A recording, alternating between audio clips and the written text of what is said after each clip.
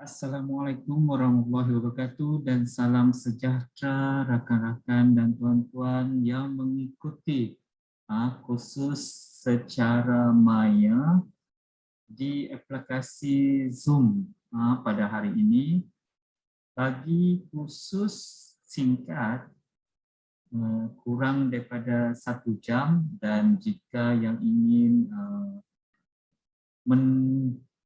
merekod jam kursus, tuan-tuan dan puan-puan bolehlah mengisi bagi jam kursus ini. Kursus ini dijangka lebih kurang 1 jam. Tuan-tuan dan puan-puan boleh memasukkan kursus 1 jam ke dalam rekod peribadi tuan-tuan dan puan-puan sekalian. Okey. Pada hari ini saya akan kongsikan berkenaan dengan satu tajuk yang tidak asing lagi.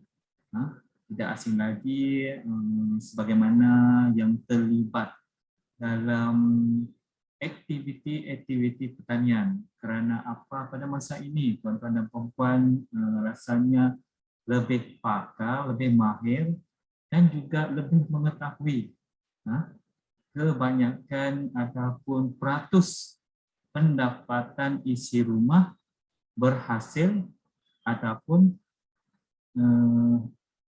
diperolehi daripada aktiviti-aktiviti pertanian. Hal maklumlah sebagaimana ataupun situasi COVID-19, wabak COVID-19 yang melanda seluruh negara, yang telah memberikan impak yang tinggi kepada seluruh dunia, sama ada yang telah menggaguh-gugat pendapatan isi rumah, yang telah menyebabkan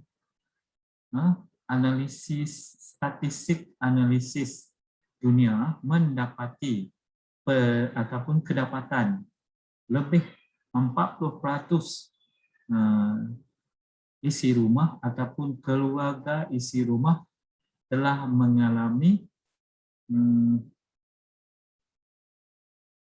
aktiviti ataupun punca pendapatan isi rumah tergugat.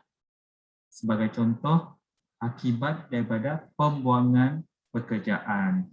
Jadi, pada hari ini di channel JR Pakumidin Channel akan dikongsikan satu tips yang mana sekiranya tuan-tuan dan puan-puan rakan-rakan di YouTube, media sosial di luar sana yang telah mengalami kesulitan hidup dan penglibatan diri dalam aktiviti pertanian, amnya sama ada secara kecil-kecilan ataupun besar-besaran akibat daripada faktor pembuangan kerja, maka punca pendapatan kalian, tuan-tuan dan puan-puan, boleh ditingkatkan dengan tajuk pada hari ini, bagaimana cara ataupun kaedah bagi pengurusan serangga perosak tanaman.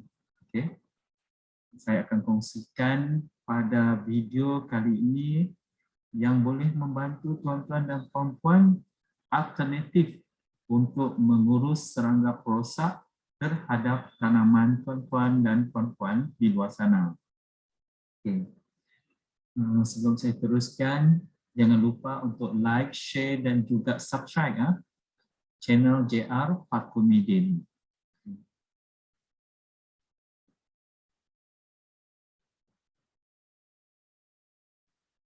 Okay.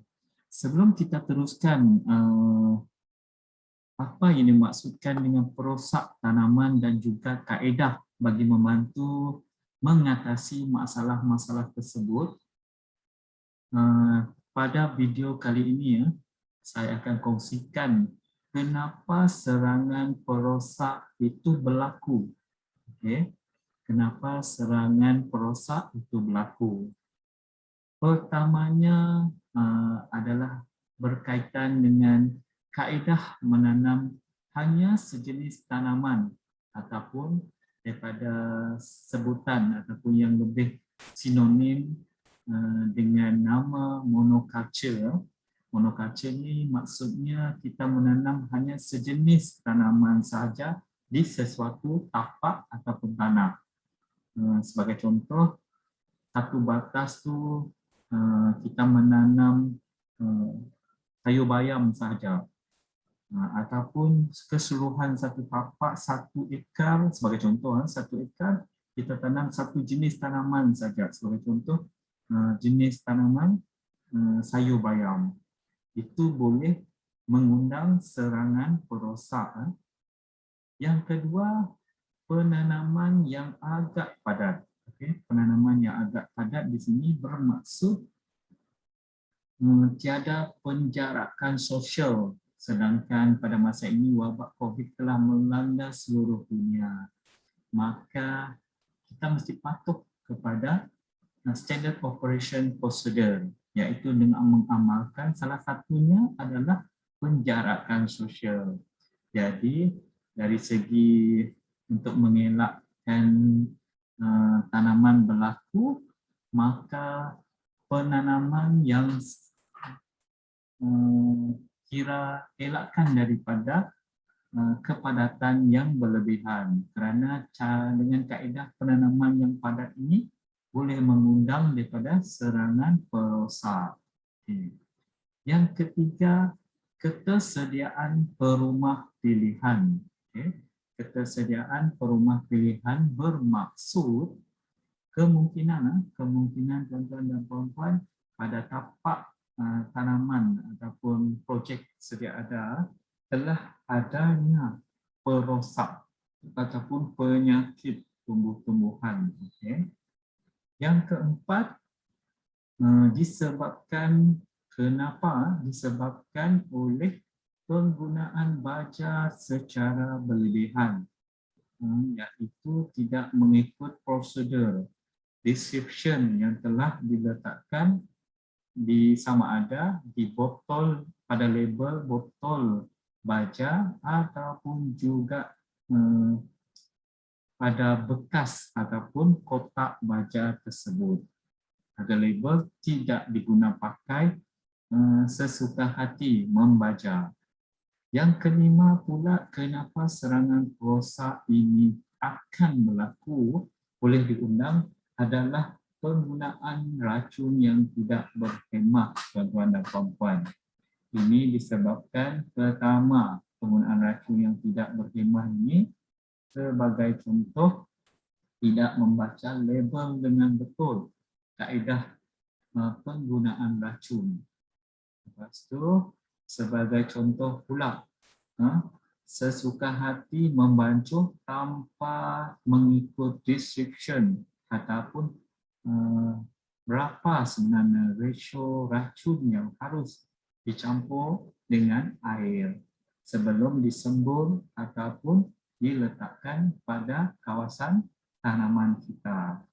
Dan yang keenam, disebabkan kenapa serangan perosak ini akan berlaku adalah disebabkan ketidakseimbangan perosak dan juga musuh semula jadi. Dan akhir sekali, yang ini saya amat suka, kerana apa?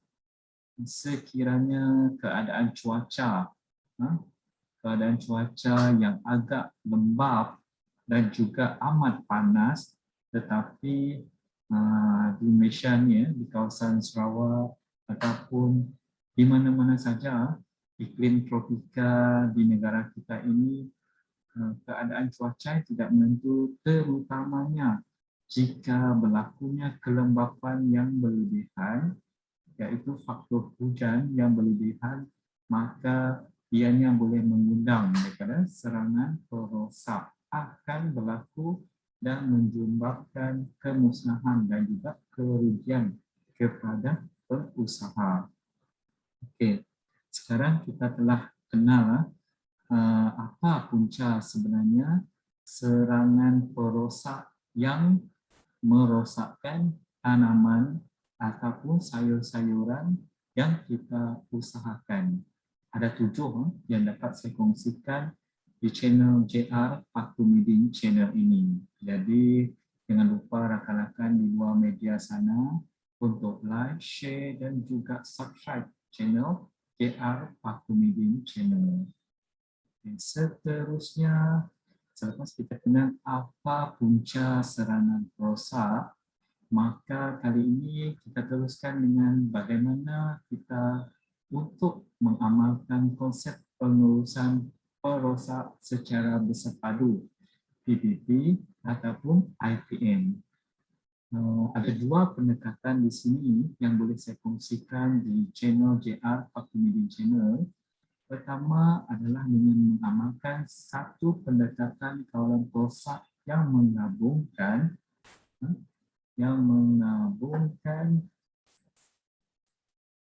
beberapa kaedah kawalan dengan mengambil kira faktor ekologi dan juga biologi tanaman tersebut, ataupun faktor ekologi dan juga biologi tanaman yang kita tanam di sesuatu kawasan untuk mengurangkan populasi perosak ke paras yang lebih rendah serta tidak mendatangkan kerosakan ekonomi yang berlebihan dan merugikan pengusaha.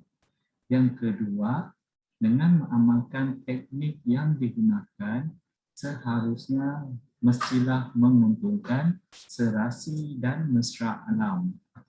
Dua kaedah ataupun konsep pengurusan perosak bersepadu yang harus kita amalkan. Okey, sekarang kita telah kenal kenapa perosak tanaman berlaku ataupun timbul.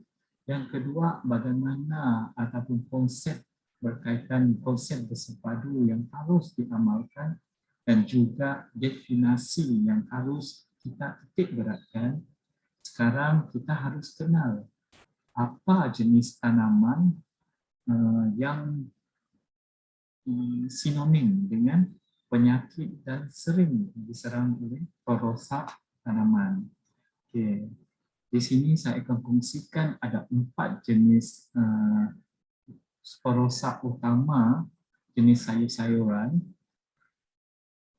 Bagi yang pertama ini, saya akan kongsikan kepada tuan-tuan dan puan-puan jenis tanaman sayuran dari jenis dedaun ataupun yang lebih dikenali sebagai scientific name-nya Brassicaceae.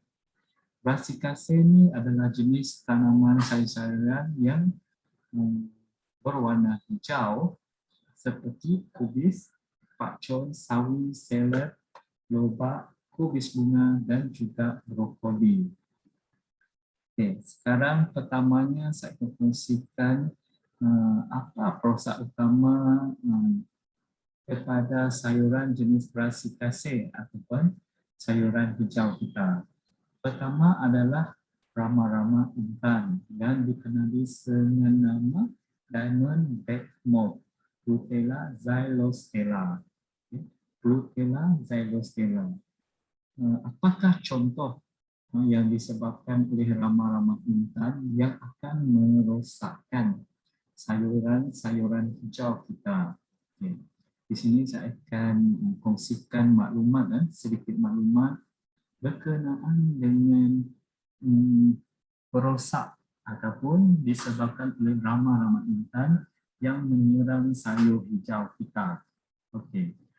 Diamond back moth ataupun Rutella xylostella akan menyebabkan ataupun larva Rutella xylostella akan memakan epidermis yang berwarna merah ni.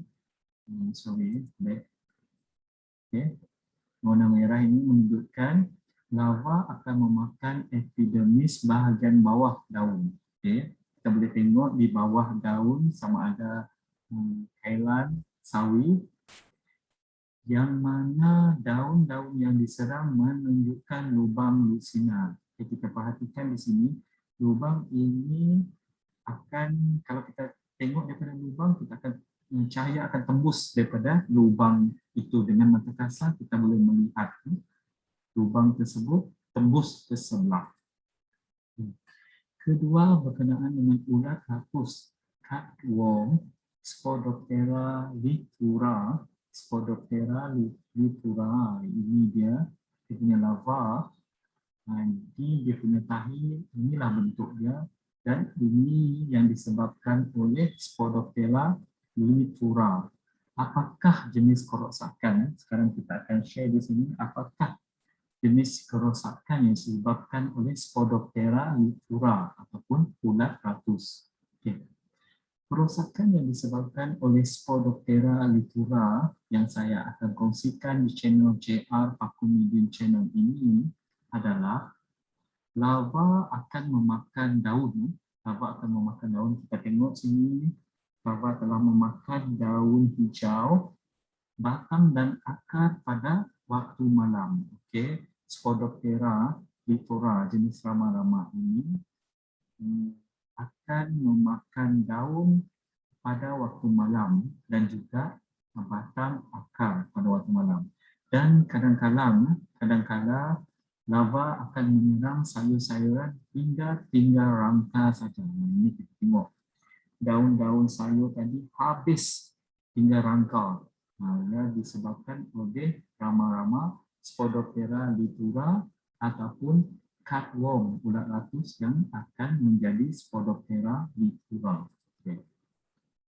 Okey, ini Spodoptera litura yang telah ataupun telur ulat ratus yang berkelompok dan larva pada jaring, diperangkap pada jaring. Okay. Yang ketiga adalah kabut lenting. Okey, kabut lenting ni kita tengok di sini. Kabut lenting, Flea beetle. Okey, ini dia Flea beetle. Dekat warna merah ni, dekat lubang kita nampak seekor serangga. Philotreta vittata namanya. Kalau nak nama anak Philotreta vittata, bagilah nama kabut lenting, Flea beetle. Apakah kerosakan disebabkan oleh Philotreta vittata ini? Okay. Kabut lenting akan menyebabkan dari segi larvanya akan menyerang akar. Ini akarnya, terutama anak benih yang baru kita tanam. Serangga dewasa ataupun kabut lenting ini yang dewasa akan memakan daun dan akan meninggalkan kesan berlubang-lubang pada daun. Ini daun, kabut lenting akan meninggalkan kesan berlubang-lubang pada daun. Jadi bila daun dah berlubang-lubang, maka agak sukar seseorang pengusaha ataupun petani kita untuk memasarkan ataupun menjualkannya disebabkan oleh kerosakan oleh larva kabut lenting. Yang keempat berkenaan dengan ulat jantung pubis. Okey, ulat jantung pubis, yang pubis ni yang budak ni. Plasmodium, Crocidolomia binotalis. Okey. Crocidolomia binotalis. Apakah punca daripada ulat jantung pubis Plasmodium Crocidolomia binotalis ini? Okay, kita tengok sini ya. Crocidolomia binotalis ini, larva binotalis akan memakan daun dan boleh memakan hingga tinggal rangka daun.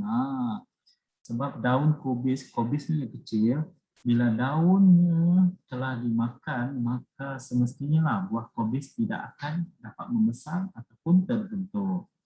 Ianya disebabkan oleh larva yang telah memakan daun kubis sehingga ataupun boleh menyebabkan daun kubis tadi tinggal rangka daun. Okey, itu sudah ada 5 perosak tanaman sayur-sayuran jenis Brassicacea ataupun dedaun. Yang keenam adalah pelombong daun, leaf miner, Liriomiza brassica. Brassica ni jenis daun. Nak tahu apa punca ataupun kaedah pelombong daun ini merosakkan tanaman sayur-sayuran kita jenis daun hijau? Larva akan melombong ke dalam daun dan akan menyebabkan permukaan daun kelihatan ada lingkaran. Nah, kita tengok sini macam cacing, itu lingkaran yang disebabkan oleh perosak ataupun serangga yang telah melombong daun sayur-sayuran kita. Daun sayur akan menjadi kering jika serangan yang amat serius. Okey, daripada leaf miner Liriomiza brassica. Okey. Seterusnya berkaitan dengan ulat renda, cabbage webworm, Hellula undalis. Cantik nama. Hellula undalis. Okey, jangan lupa untuk like, share dan juga subscribe channel JR Pakumidin Channel. Kerana saya akan kongsikan dan di sini saya kongsikan apa itu kerosakan disebabkan oleh perosak tanaman kita ataupun serangga perosak. Okey. Bagaimana kaedah Hellula undalis ulat renda menyerang sayur-sayuran ataupun tanaman kita? Okey. Larva akan menyerang pucuk, ini pucuk yang berwarna merah ni kawasan pucuk, dan memakan daun dan juga batang. Maka kubis tidak dapat mengeluarkan pucuknya, artinya kubis tidak akan membentuk bulat kerana pucuk telah dimakan oleh Hellula undalis ulat renda, dan akhirnya kubis akan menjadi layu dan semestinya akhirnya disebabkan oleh ulat renda Hellula undalis cabbage webworm ini, maka kubis tadi akan mati disebabkan oleh Hellula undalis. Okay. Apa pula next? Apa pula lelawi? Earwig, Cheliosaurus morio. Apa yang dikatakan dengan lelawi? Kerosakan serangga dewasa ataupun lelawi ini dan juga nimfa akan menyerang, memakan bahagian muda sayur. Tengok sayur ni dah habis dimakan oleh lelawi. Selepas kita kenal jenis dedaun sayur-sayuran hijau dari keluarga Brassicaceae, kedua kita akan mengenali perosak utama sayuran jenis Solanaceae. Tadi kita telah kenal Brassicaceae jenis sayur-sayuran hijau daun, dan sekarang kita akan kenal pula perosak utama sayuran Solanaceae. Solanaceae ini adalah sayur-sayuran ataupun tanaman jenis buah. Sebagai contoh, terung asam, terung, cili dan juga tomato. Okey, lupa saya nak inform kepada tuan-tuan dan puan-puan, kebanyakan ataupun nota yang kita kongsikan di sini. Okey, nota yang kita kongsikan di sini adalah atas analisis statistik kita di lapangan, bukan sengaja kita ambil daripada internet ataupun website ataupun Google, tetapi perkongsian ini adalah hasil daripada kajian ataupun soal sidik kita di lapangan di tapak projek tanam tanaman di sekitar seluruh Malaysia, dan kita kongsikan di sini sebagai contoh ataupun beberapa contoh perosak tanaman yang boleh mengganggu gugat tanaman utama yang ada di kawasan kita. Okey, yang utama yang diusahakan oleh petani kita kongsikan di sini. Okey, yang common yang ada di lapangan, yang sering kita jumpa di pasaran, dan juga produk utama untuk aktiviti makan seharian kita di rumah. Okey. Sebelum ini kita telah kongsikan berkenaan dengan Brassicaceae jenis sayur-sayuran dedaun. Sekarang kita kongsikan pula perosak utama sayuran Solanaceae Iaitu kita kongsikan ada 4 di sini berkenaan dengan sayuran jenis buah-buahan, iaitu tomato, cili, terung dan terung asam. Okay. Pertama, serangga ataupun perosak bagi tanaman sayur-sayuran jenis buah. Pertama adalah semestinya lalat buah, fruit fly, Bactrocera species. Bagaimana cara lalat buah ini menyerang tanaman kita? Lalat dewasa akan bertelur dalam buah. Okay? Lalat akan bertelur dalam buah. Sebagai contoh ni buah cili. Ya. Apabila telur telah menetas, larva akan mengorek dan memakan isi buah. Okay? Cili ini akan dimakan dan buah menjadi berair dan busuk dan akan rosak. Okay? Kita tengok sini. Cili ini telah diserang oleh oleh larva, maka larva ini akan memakan isi buah dan akan menyebabkan buah berair, busuk dan akhirnya akan rosak, tidak dapat dipasarkan. Kedua adalah ulat pengorek buah, fruit borer, Helicoverpa armigera. Okay. Bagaimana ulat pengorek buah ini fruit borer menyerang tanaman sayuran jenis buah-buah ataupun cilinya?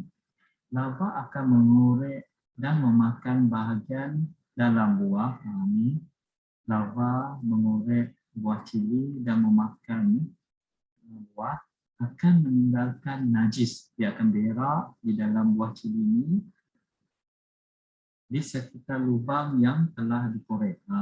Dia makan, dia akan berak, larva akan berak dan dia akan berak di sekitar lubang yang telah dikorek.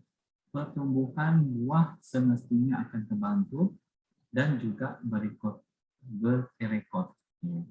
Yang ketiga, ulat pengorek buah, fruit borer. Kita tengok sini terung telah dikorek. Mucinodes orbonalis. Kerosakannya, larva akan mengorek dan memakan bahagian dalam buah dan meninggalkan najis di sekitar lubang yang dikorek. Okay. Najis, larva akan mengorek buah. Selepas itu larva akan berak di sekitar dan meninggalkan najis di sekitar lubang yang dikorek. Pertumbuhan buah akan terbangkit dan juga berkerekot. Bermaksud sini buah sepatutnya memanjang akan berkerekot ataupun cacat, dan juga buah sepatutnya membesar akan terbantu, dan larva semestinya akan mengorek pucuk tanaman-tanaman kita.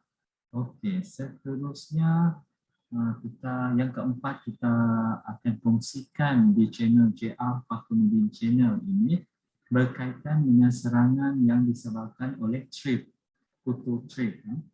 Bagaimana kutu trip ini menyerang tanaman kita? Sebagai contoh ini adalah pokok cili. Nimfa dan serangga dewasa akan menghisap cecair pada pokok tumbuhan dari bahagian bawah daun. Okey, di bawah daun ini nimfa akan menghisap cairan ataupun air. Daun akan menjadi kerinting, perang akan bertukar warna dari hijau kepada perang dan melengkung ke atas. Okey, daun akan melengkung ke atas. Okey. Bagaimana pula serangan yang kelima disebabkan oleh mites, hamama ini ataupun kutu?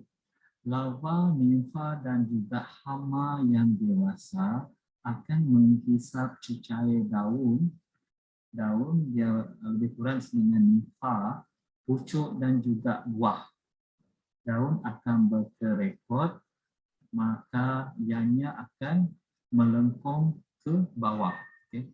Tadi kalau nimfa ke atas, tetapi hamama mite ni akan menyebabkan daun berkerekot dan melengkung ke bawah. Itu bezanya. Bagaimana pula dengan aphid? kutu afid yang menyerang tanaman-tanaman ataupun sayuran jenis buah. Afid akan menghisap sap cairan pada daun, pucuk dan juga bunga dan akan menyebabkan pertumbuhan pokoknya terbantu dan buah akan semestinya berkurangan. Yang keenam, bagaimana pula dengan whitefly yang menyerang sebagai contoh pokok cili ini. Lalat putih, whitefly. Whitefly ini ataupun lalat putih semestinya akan menghisap cairan pada bahagian pokok yang telah diserahkan ataupun diserang oleh lalat putih. Maka pertumbuhan pokok cili ini akan terbantu dan terjejas. Ini dia whitefly.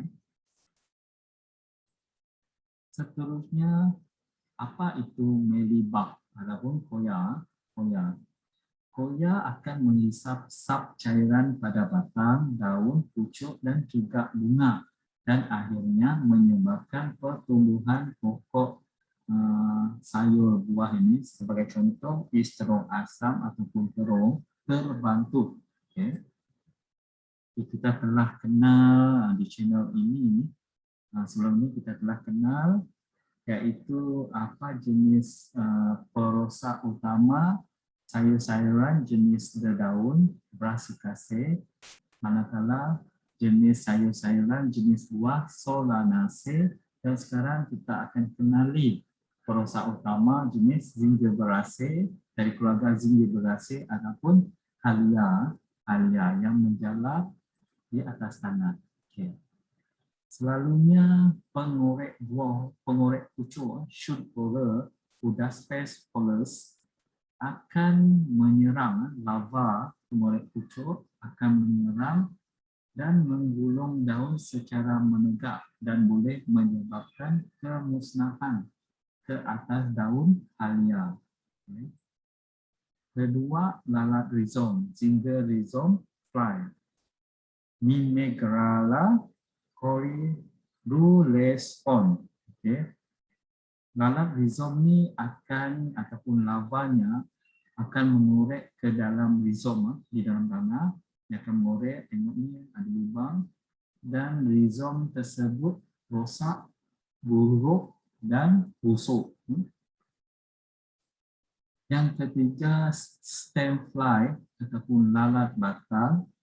Lava lalat batang akan mengorek ke dalam batang, mestilah batang kan, akan menyebabkan bila batang sudah dikorek dan cairan telah disedut dan dihisap, maka pucuknya akan layu dan seterusnya akan mati. Kerana apa? Sumber mineral air yang masuk ke dalam rhizome ataupun dalam batang halia tidak sampai kepada pucuk dan pucuk akan layu, semestinya berakhirnya kematian ke atas tanaman halia. Yang keempat, yellowfish moth, Discharge rosis punctiferalis. Apakah punca daripada yellowfish moth ini? Larva yellowfish moth akan menyerang batang dan menyebabkan pucuk halia akan mati. Perosakan yang boleh dilihat bila pucuk utama halia telah layu. Okey, kita telah kenal sayur-sayuran yang diserang oleh perosak tanaman, sama ada perosak tanaman sayuran hijau Brassicaceae, sayuran jenis buah Solanaceae, sayuran jenis rhizome Zingiberaceae, 3 jenis sayur-sayuran utama di negara kita. Sekarang kita harus kenali dalam channel JR Pakemedin channel ini bagaimana kaedah pencegahan, sama ada menggunakan kawalan mekanikal dan juga fizikal. Okay.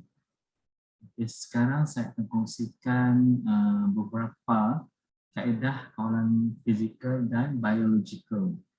Pertama, menggunakan perangkap lekat sama ada kuning ataupun biru, kerana perangkap lekat ini hanya paling senang digunakan dan mudah didapati di pasaran ataupun kedai-kedai hardware ataupun kedai baja dan racun pertanian. Dan warna yang sering digunakan adalah kuning dan biru. Hanya lekatkan pada tiang di sekitar kawasan ataupun rumah hijau tanaman-tanaman kita sebagai alat untuk memerangkap serangga perosak.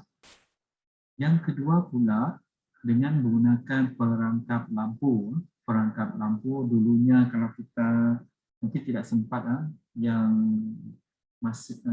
pada masa ini remaja ataupun dewasa mungkin tidak sempat menggunakan ataupun terjumpa lampu minyak ini. Okay.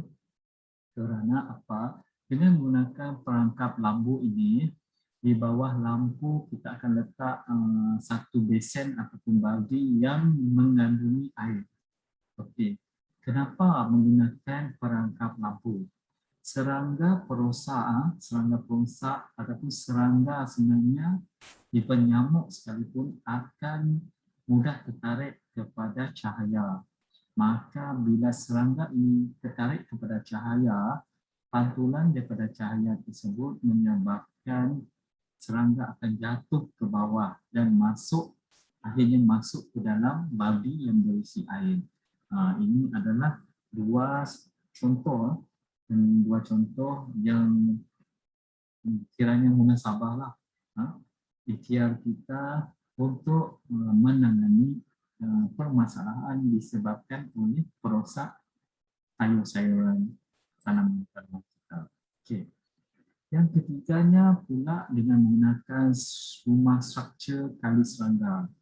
Sebagaimana yang kita tahu dalam teknologi moden era pembangunan ilmu pertanian pada masa ini, seluruh dunia semestinya menggunakan teknologi kaedah terbaik ini. Walaupun dengan kos yang amat tinggi, dengan penggunaan rumah struktur kali serangga ini atau rumah hijau ini, dia boleh membantu satu dengan mengawal kelembapan tanah, menyuburkan tanaman kita dan semestinya mengelakkan ataupun boleh membantu mengurangkan daripada serangga perosak tanaman.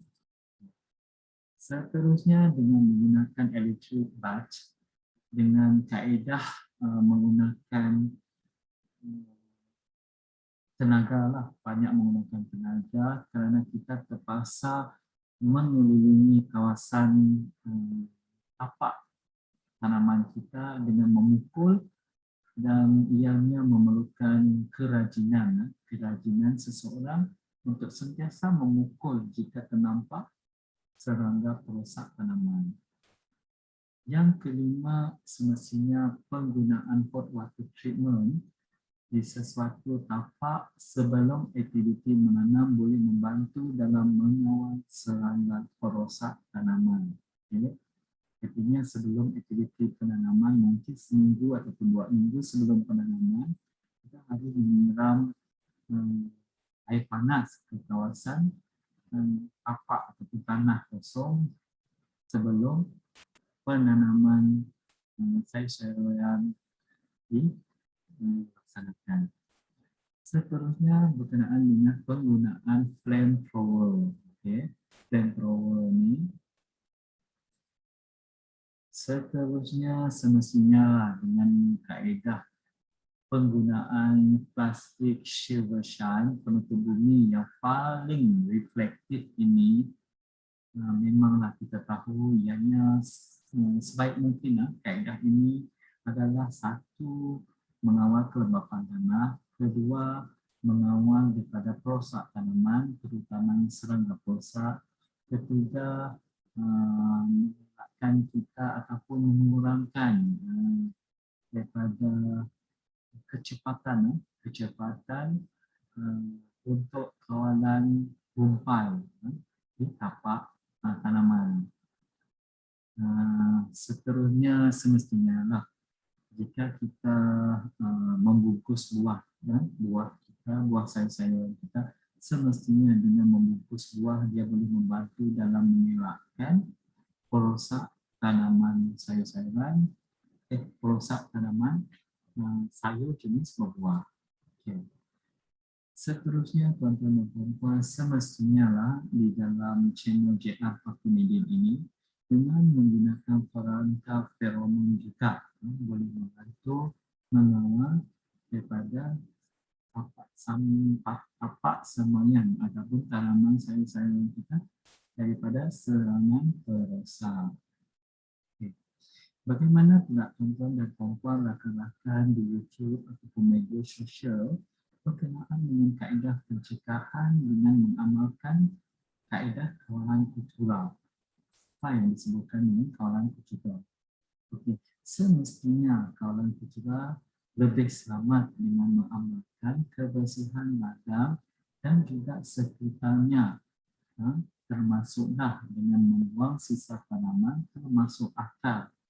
Selepas kita harvest atau memetik hasil sayur-sayuran kita, pastikan akhir sekali akar dan juga sisa-sisa yang tidak berguna di tapak tanaman tersebut kita singkirkan secara langsung bagi mengelak daripada serangan ataupun ketersediaan perosak tanaman yang telah ada di tapak tersebut, mengakibatkan tanaman baru kelak diserang balik oleh perosak yang sama ataupun memudarakan. Kedua, dengan menggunakan sisa-sisa tanaman yang telah kita kumpul tadi daripada contoh akar ataupun daun-daun buruk yang daripada sisa tanaman yang lama, kita kumpul dan satukan di kawasan satu tapak pembersihan ataupun pengumpulan sebagaimana yang kita tahu sisa-sisa tanaman yang terbuang tadi boleh digunakan pakai sebagai alternatif as a compost. Itu jalan yang terbaik tuan-tuan dan puan-puan. Okay. Kita telah terangkan tadi sedikit sebanyak perkongsian berkenaan dengan kawalan pencegahan menggunakan kawalan kultural. Bagaimana pula dengan kaedah lain? Okay. Di sini saya akan sharekan di JR Pakuniddin channel ini. Please like, share dan juga subscribe channel saya berkenaan dengan satu kaedah yang terjamin di alternatif untuk menghilangkan serangan perosak tanaman sayur-sayuran at least boleh dikurangkan, iaitu sebagaimana contohnya pada masa minggu pertama ataupun bulan pertama selepas memetik hasil daripada tanaman jenis kacang, kita boleh menggilirkan tanaman kacang tadi kepada the next month kita gunakan ataupun di tapak yang sama dengan tanaman jenis berdaun. Selepas pula tanaman berdaun, bolehlah kita cuba menanam jenis sayur-sayuran jenis berbuah. Sebagai contoh, selepas sayur sawi bulan berikutnya kita gantikan sayuran ditanam di tapak yang sama dengan jenis sayuran sebagai contoh cili. Selepas menanam cili di tapak yang sama, the next is gilirkan bulan yang berikutnya dengan tanaman jenis umbisi sebagai contoh keledek dan sebagainya. Itu alternatif lah untuk mengelakkan daripada penyakit yang sama mengganggu juga tanaman seterusnya. Okay. Dan saya rasa ini adalah kaedah yang terbaik dan sebagaimana sebagai contoh situasi sekarang kita seluruh dunia telah tahu dan sebenarnya merasai pada 2019 sehinggalah 2021 ini wabak pandemik COVID-19 telah menyerang atau memusnahkan segala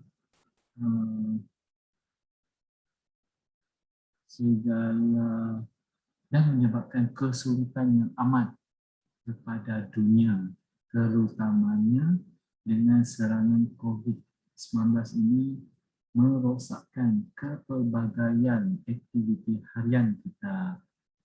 Kerana apa? Tanpa kita ataupun kecuaian dalam mematuhi SOP, sama ada sebagai contoh tiada pengamalan social distancing ataupun penjarakan sosial akan menyebabkan perebakan wabak COVID-19 lebih tersebar luas.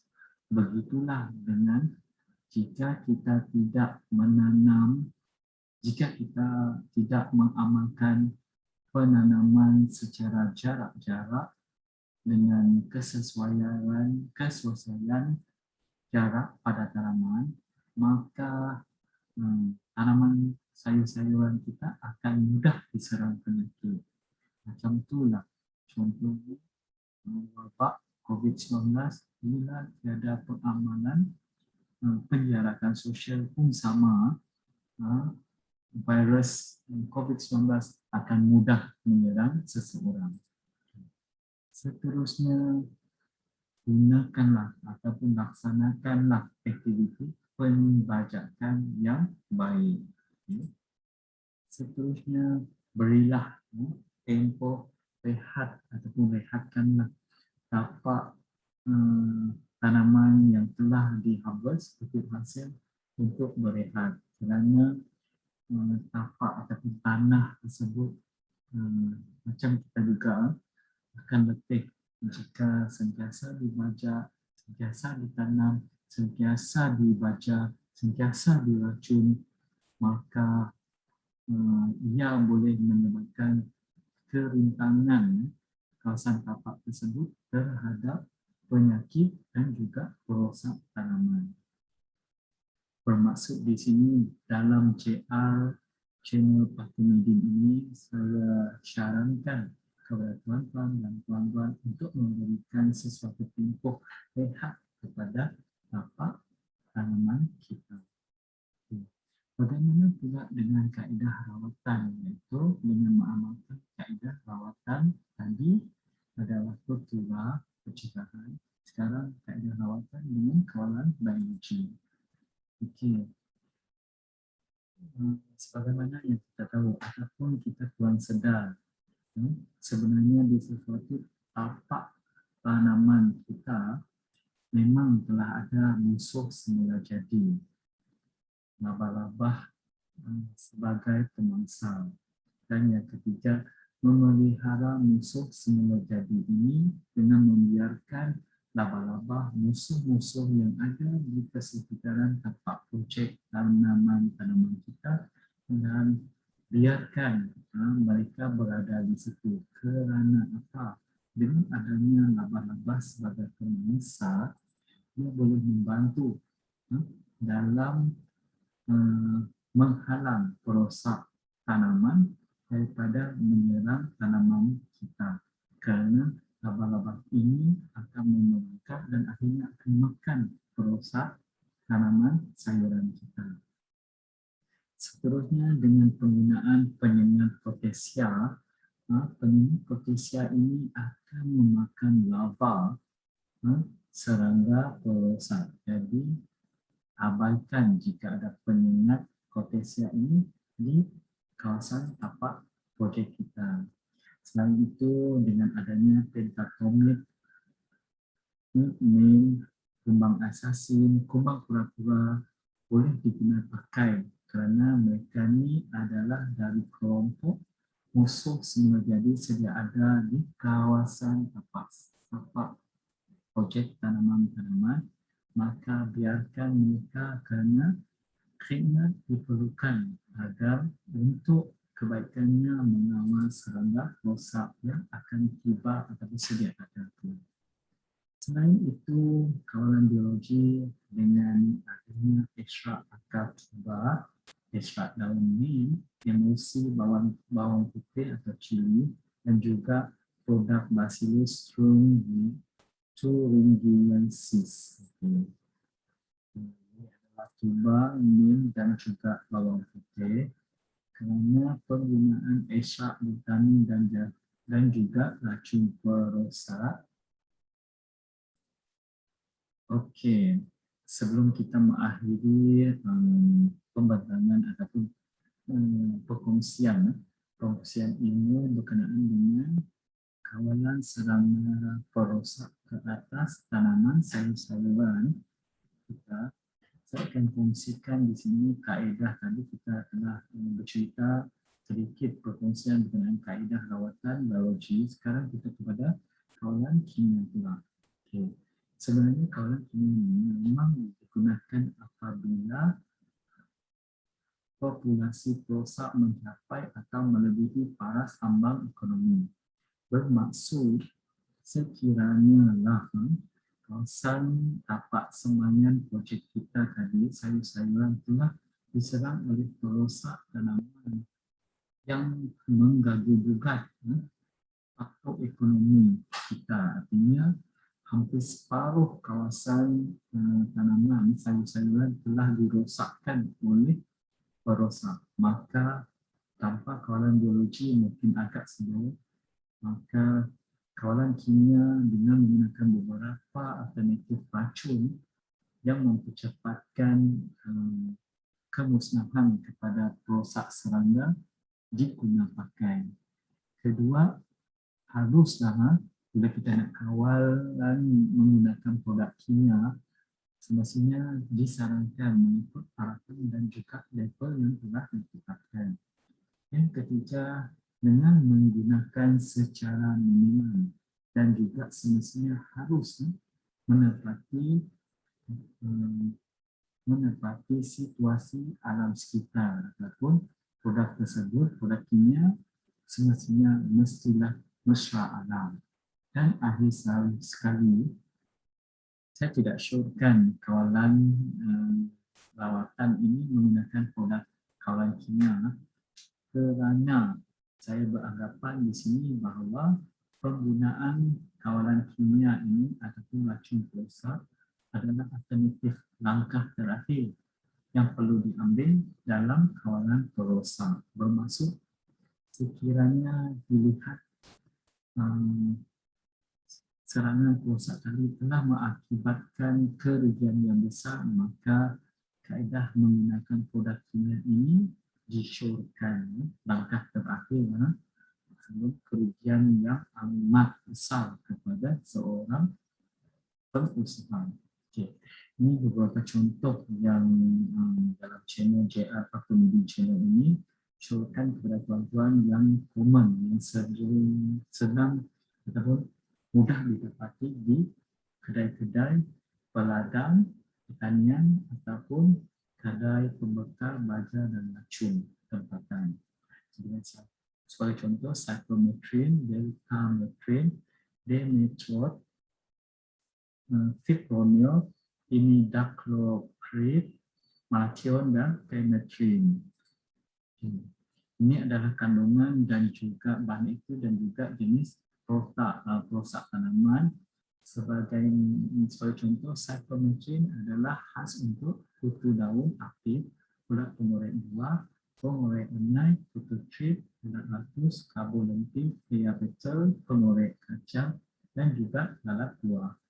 Manakala deltamethrin pula, ia khas kepada perosak ulat helula, kabul lentik, ulat pangkas, ulat putela, ulat latus, pelombong daun dan juga lalat buah. Manakala dimethoate adalah kesesuaiannya kepada kutu daun, ulat, helula, lalat putih, kumbang buah, kutu trip dan juga hamama. Manakala imidacloprid sesuai kepada perosak jenis kutu trip, lalat putih dan juga kutu daun. Manakala yang kelima, malathion, adalah khas untuk perosak jenis kumbang daun, kutu daun dan juga hamama. Okay. Apakah keburukan menggunakan racun perosak kimia? Ada 3 di sini.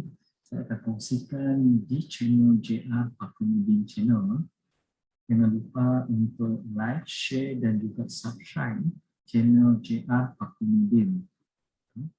Jangan lupa untuk like, share dan juga subscribe JR Pakumuddin Channel, kerana dalam JR Pakumuddin Channel banyak perkongsian ilmu dari segi pendidikan, sukan, tips kesihatan, sains dan teknologi.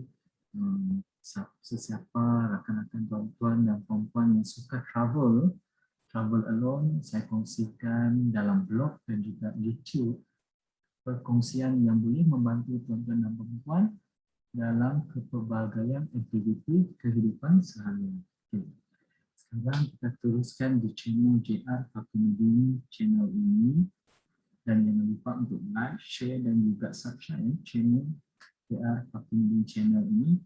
Dan akhir sekali, sebelum kita tamatkan, saya akan kongsikan keburukan menggunakan racun perosak kimia. Okay. Apakah keburukan menggunakan racun perosak yang saya kongsikan di JR Pakumuddin Channel ini? Okay. Apabila pembentukan strain perosak yang kebal, resisten terhadap racun perosak akibat daripada penggunaan yang tidak mengikut label description pada label yang telah disediakan, iaitu dengan menggunakan dos berlebihan, dos yang tidak mencukupi. Sebagai contoh, dos berlebihan dalam deskripsi penggunaan hanya satu titik, nak cepat membuahkan hasil ataupun nak cepat membunuh perosak, kita letak 2 dos ataupun 3 dos. Okay. Manakala dengan alasan di sini, bagi dos yang tidak mencukupi pula, kita tiba-tiba nak jimatkan dos racun. Dan juga produk racun perosak yang digunakan adalah jenis toksik kepada tanaman-tanaman dan juga tapak projek. Yang kedua pula keburukan berkaitan dengan penggunaan racun perosak, kesan buruk secara langsung kepada pengguna akibat daripada semburan racun perosak yang tidak digunakan dengan betul. Bermaksud SOP sebagai pengguna ataupun kita sebagai pengguna yang ingin melaksanakan penyemburan di kawasan tapak projek tidak menggunakan pakaian ataupun alatan yang sebetulnya, ia boleh memberikan keburukan dan memudahkan individu ataupun kita sendiri. Dan akhir sekali, keburukan menggunakan racun perosak ini semestinya adalah akan mencemarkan alam sekitar. Jadi tuan-tuan dan puan-puan, ini saya kongsikan di sini kerana apa? Bagi sebagai contoh, bagi kita yang terlibat dalam kecederaan kimia ini, ataupun kebolehan dan juga pencapaian ataupun kepujian kita di bidang green technology, teknologi hijau ini, kita amat menitik beratkan negatifnya pencemaran alam sekitar dengan menggunakan racun-racun yang jenis toksik, kerana kita amat menitik beratkan alam sekitar yang harus ditekankan kehijauannya. Okey, di sini ingin saya simpulkan di channel JR Pakumuddin Channel ini, pada perkongsian saya pada kali ini berkaitan dengan apa punca kerosakan yang disebabkan oleh perosak serangga terhadap tanaman sayur-sayuran. Yang common yang kita hadapi ataupun petani kita hadapi di muka bumi ini. Okey, kesimpulannya di sini saya simpulkan Pertama, utamakanlah pengurusan perosak secara bersepadu di ladang dengan mengamalkan teknologi dan juga menitik beratkan apa yang telah disyorkan oleh kerajaan dan paling penting patuhilah SOP penggunaan sama ada dalam kaedah penggunaan biologi dan juga mechanical, ataupun kultural. Seterusnya, dengan menggabungkan beberapa kaedah kawalan dan dilakukan secara berterusan bagi pengawalan perosak yang akan lebih berkesan. Dan kita berharap di sini ianya boleh menggunakan penggunaan bahan kimia yang bertoksik untuk memelihara musuh-musuh semu jadi supaya keseimbangan di antara perosak dan juga musuh semu jadi dapat dikekalkan, dipelihara. Saya rasa cukup sekadar perkongsian saya pada hari ini di channel JR Pakemidin channel ini.